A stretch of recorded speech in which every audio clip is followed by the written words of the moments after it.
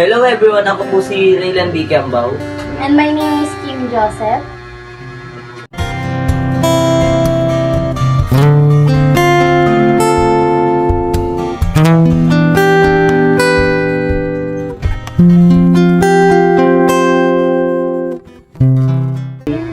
Nagsimula ako ng inaya ako nila Erlyn sa youth. Dati pa talaga gusto ko nang sumali sa youth kasi parang wala lang akong kasabay. Nag-aantay na ako nakasabay. So, nag-aantay ako nakasabay na sumali din sa youth. Inaya ko din yung isang friend na sumali sa youth. Sabay kaming sumali sa youth.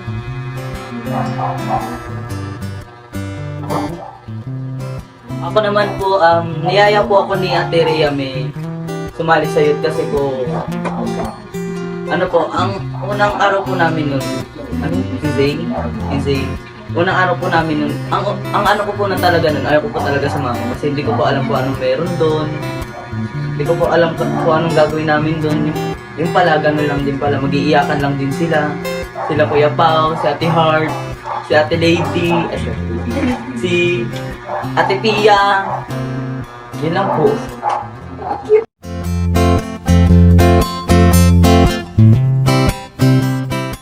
So, ayun po, yung naging memorable moment ko po is yung nag-swimming po kaming lahat ng youth. Nagkaroon kami ng bonding. Then, lahat kami naging masaya at that time. Tapos yung isa pa po is yung BC Ecology Big Day. Kami po yung naging representative ng Our Lady of Mercy.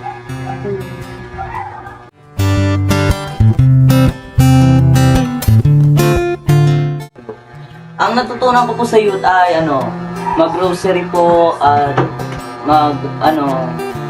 magsimba tuwing linggo. At ano pa po? Ano pa ba? Parang wala na po. Wala na po. So, yung natutunan ko naman po sa issues, yun nga din po, mag-grocery pa, aralin pa po yung rosary, tapos makipaghalubili sa ibang tao, kilalanin pa yung mga ibang tao, tapos mas humaba yung pangunawa sa ibang tao. Iwasan po. Iwasan din yung magmura, ganun. Maging magalang sa ibang